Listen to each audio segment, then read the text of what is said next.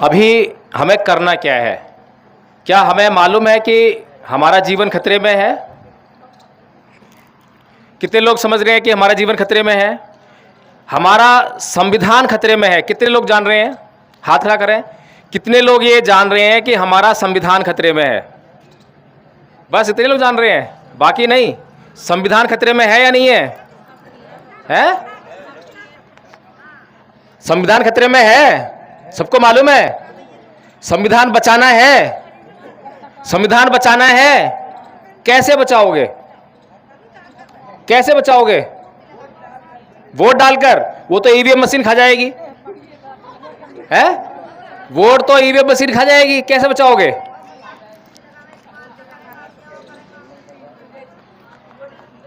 अगर मैं कुछ उपाय बताऊं तो उस उपाय पे अमल करोगे? हैं? चलो, अच्छा ये बताओ, संविधान को खतरा किससे है? संविधान को खतरा किससे है? हैं? आपके ऊपर अभी जो महिला बोल रही थी, यहां पे आप बोल रही थी कि जातिवादी का अत्याचार होता है ना, जातिवाद होता है। जातिवाद से पूरा राजस्थान जल रहा है। जातिवाद कौन करता है? बड़ी जात वाले। अच्छा, संविधान को कौन खत्म करना चाहता है? बड़ी जात वाले। सीधी सी बात है। तो अगर वो संविधान को खत्म करना चाहते हैं तो संविधान को खत्म करने के लिए वो क्या कर रहे हैं? क्या करते हैं वो? अभी यहां पर धूप हो रही है ना, आखिर अभी इतनी तेज धूप नहीं है, कम धूप है, लेकिन फिर भी धूप है। और देखो पुरुष जो है वहां आराम छाया में बैठे हैं, है ना, और आपको अभी दुपट उसके लिए घूंघट के लिए कोस रहे थे। इसी घूंघट की वजह से यहाँ धूप हुई हो से रखा है, तो कम से कम घूंघट यहाँ पे तो काम आ रहा है। लेकिन यही घूंघट आपकी गति में बाधक हो जाता है। जब आपको कहा जाए कि आओ यहां पर आकर बोलो, तब आप कहती हो नहीं नहीं, मेरे ससुर बैठे हैं, मेरे बड़े बुजुर्ग बैठे हैं, मैं उनके सामने जो है ये घूंघट नहीं रह सकती। तो बाधक बन गया ना। बाधक बना आपकी प्रगति में। आप ही महिलाओं में से कोई इस देश की राष्ट्रपति बन सकती थी, इस राज्य की मुख्यमंत्री बन सकती थी, इस देश की प्रधानमंत्री बन सकती थी, कोई पुलिस में भर्ती होकर इंस्पेक्टर बन सकती थी, कोई जज बन सकती थी, लेकिन उसका गला घोट दिया गया। उसकी इच्छाओं का, उसके भविष्य का सब कुछ गला घोट दिया। तो अगर संविधान को बचाना है तो हमें यह समझना पड़ेगा कि संविधान को खतरा किससे है, संविधान को कौन बर्बाद कर रहा है और वो क्या काम कर रहे हैं। जो संविधान को खत्म करना चाहते हैं उनके पास इस देश की सत्ता, इस देश का सब कुछ उनके हाथ में है क्या नहीं है? जज किसके हैं? उन्हीं के हैं। सुप्रीम कोर्ट में जज उन्हीं के हैं, हाई कोर्ट में जज उनके हैं, और नीचे अदालत में भी जज उनके ही हैं। ठीक है, जितने भी अधिकारी हैं सब उनके हैं। आपके तो इक्का दुक्का मिलेंगे, इक्का दुक्का मिलेंगे। सब कुछ उनके हाथ में है, फिर भी वो सुबह 4 बजे उठकर शाखा लगाते हैं। 85,000 शाखाएं पूरे देश में लगती हैं। मोहन भागवत जी ने ये अपने मुंह से कहा है। आप लोग कितनी शाखा लगाते हो? आप लोग अगर एक इतवार को भी बैठते हो क्या यहां पर मिलकर, ऐसे मीटिंग करते हो कि हमें क्या करना चाहिए, तो कैसे बचाओगे? खाली वोट डालने से है।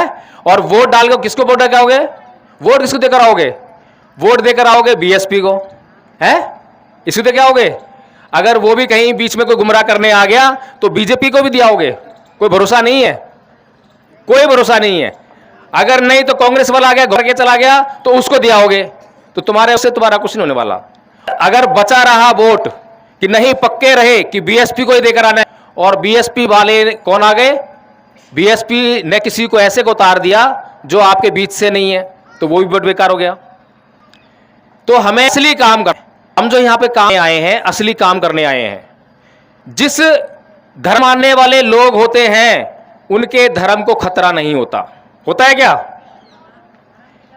अभी भारत में हिंदू धर्म को मानने वाले लोग हैं तो उनको है किसा, उनके धर्म को भी खतरा नहीं है। लेकिन जो संख्या में कम है, मुसलमानों को खतरा हो जाएगा, बौद्धों को खतरा है, ईसाइयों को खतरा है, सबको खतरा हो जाएगा, है ना। तो जिनकी संख्या ज्यादा होती है उनका जो है सब कुछ चलता है। हिंदुओं की संख्या ज्यादा है तो सत्ता भी हिंदुओं की आई। आज राज किसका है? राज हिंदुओं का है ना, राज हिंदुओं का है आज। और हम लोग कौन है? हम लोग कौन है? मुसलमान है हम लोग, हिंदू हैं, राज तुम्हारा है क्या? क्यों? अरे तुम हिंदू हो तो राज तुम्हारा होना चाहिए ना। हाँ जी, आप हिंदू हो, राज तुम्हारा है नहीं। हिंदू हो लेकिन राज तुम्हारा नहीं है, इसके अंदर बहुत गहरा राज है। इस बात को अगर हम समझ जाएं कि हम चाहे कितने भी बड़े हिंदू बन जाएं, चाहे हम बाबरी मस्जिद को हिंदू बन के ढहा दें, चाहे हम राम मंदिर को बनवा लें हिंदू बनकर, लेकिन राज हमारा नहीं होगा। और हमें तब भी क्या कहेंगे लोग? नीच हैं, कहेंगे ना। क्यों कह रहे हैं नीच? कौन कह रहा है नीच? क्या मुसलमान आकर तुम्हें नीच कहता है? क्या ईसाई आकर तुम्हें नीच कहता है? क्या कोई सिख आदमी तुम्हें आकर नीच कहता है? कौन कहता है नीच? नीच कौन कहता है? हिंदू है, हिंदू ही नीच कह रहा है ना। अभी बात हो रही थी कि जाति पाति की बीमारी है, जाति पाति खत्म करनी है। जाति पाति की बीमारी है, जाति पाति खत्म करनी है, तो जाति पाति खत्म कैसे होगी, इस पर विचार करना पड़ेगा। तो जाति पाति कहां पर है? मुसलमान धर्म में जाति पाति है, ईसाइयों में है, कहां है जाति पाति? जाति पाति हिंदू धर्म में है। इसीलिए बाबा साहेब ने एक दवाई दी। क्या दवाई दी थी? कि भाई ये जो हिंदू धर्म है ये बीमारी है। क्या है? बीमारी है। हिंदू धर्म बीमारी है तो क्या करना पड़ेगा? कोई बीमारी हमें होती है तो उसको शरीर से निकालने का काम करते हैं, या और उसको घुसेड़ने का काम करते हैं शरीर में। क्या करते हैं? निकालने करते हैं ना। और निकालने के लिए दवाई खाते हैं, खाते हैं दवाई। जो आदमी बीमार हो जाए और दवाई ना खाए, बीमार सही हो जाएगा क्या? बहुत मुश्किल बात है कि कोई बीमार सही हो जाए। इसीलिए बाबा साहब ने बताया कि हमारी बीमारी कहां है? हिंदू धर्म में है। हम हिंदू हैं तो बीमार हैं, हम हिंदू हैं तो नीच हैं, और अगर हम हिंदू धर्म को छोड़ देंगे तो बीमारी खत्म हो जाएगी। इसीलिए बाबा साहब डॉक्टर भीमराव अंबेडकर ने सन 1935 को यह कहा था कि मैं हिंदू पैदा हुआ, ये मेरे बस की बात नहीं थी, लेकिन मैं हिंदू मरूंगा नहीं। पहली दवाई दी, पहली खुराक दी थी ना। हमारे समाज ने समझी वो खुराक, खाई खुराक क्या? आप लोग तो अब भी हिंदू हो हैं, अब भी हिंदू हो, और कहते हो कि देश प्रशासन हिंदुओं का है, लेकिन हमारा नहीं है। समझ में नहीं आया कुछ? शासन हिंदुओं का है, सत्ता हिंदुओं की है, लेकिन हमारा सत्ता नहीं है, हमारा शासन नहीं है। ये बात हमें समझ में नहीं आ रही है।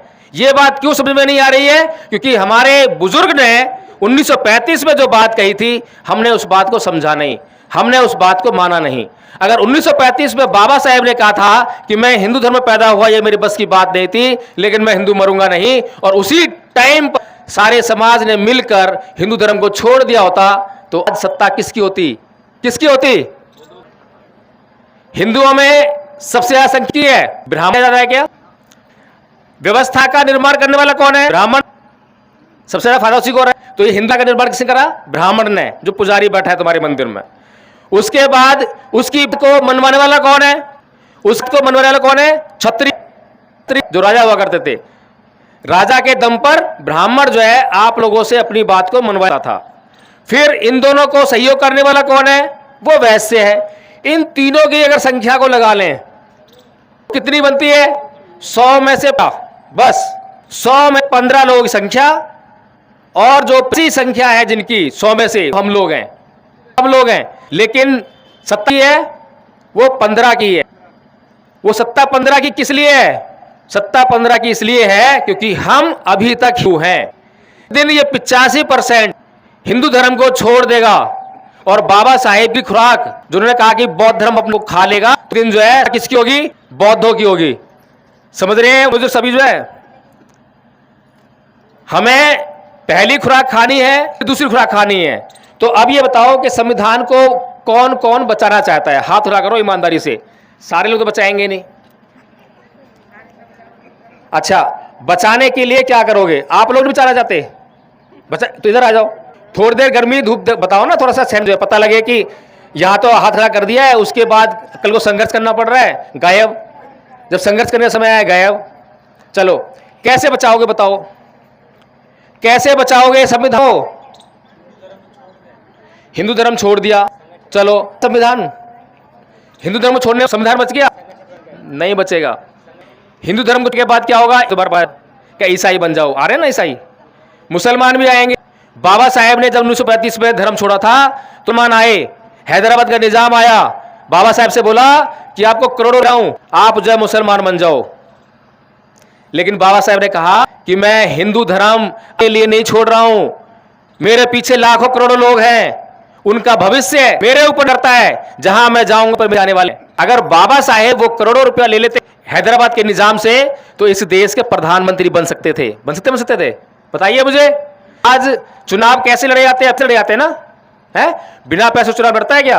अगर साहेब वो पैसे ले ले तो इस देश के प्राइम मिनिस्टर बन थे। जब हिंदू धर्म छोड़ा तो मुसलमान का निजाम आए कि मुसलमान बन जाओ, सिख आए, पटेल जो महाराजा थे उन्होंने भी आधी रियासत ले लो, आधी ले लो और समझाओ।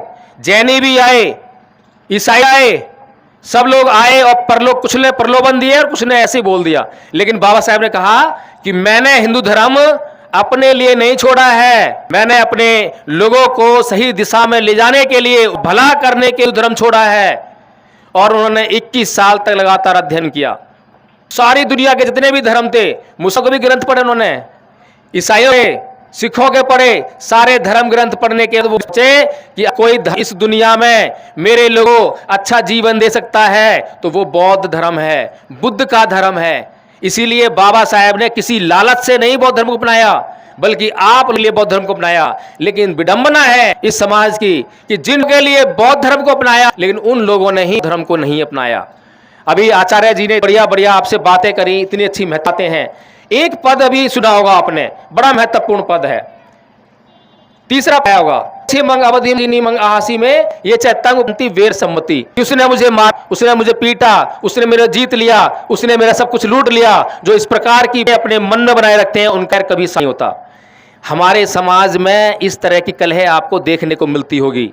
दीपचंद जी बता रहे बहुत से लोग आपस में ईर्ष्या करते हैं, जलन करते हैं। क्यों होती है ये? इसीलिए होती है कहीं ना कहीं मन में कुछ बैठा हुआ है, कहीं ना कहीं मन में संगठन की भावना नहीं है, किसी को माफ करने की भावना नहीं है। भगवान बुद्ध की बात हमारे समझ में नहीं आई, इसीलिए हम इन बातों से पीड़ित हैं। पति पत्नी आप झगड़ा कर बैठते, छोटी छोटी झगड़ा होता है, पति ने पत्नी मार दिया या पत्नी ने पति को छोटी सी कुछ भी गाली गलौज कर दी, छोटी सी बात कह दी, महीनों निकल जाते हैं, उनके बीच में शांत बैठती।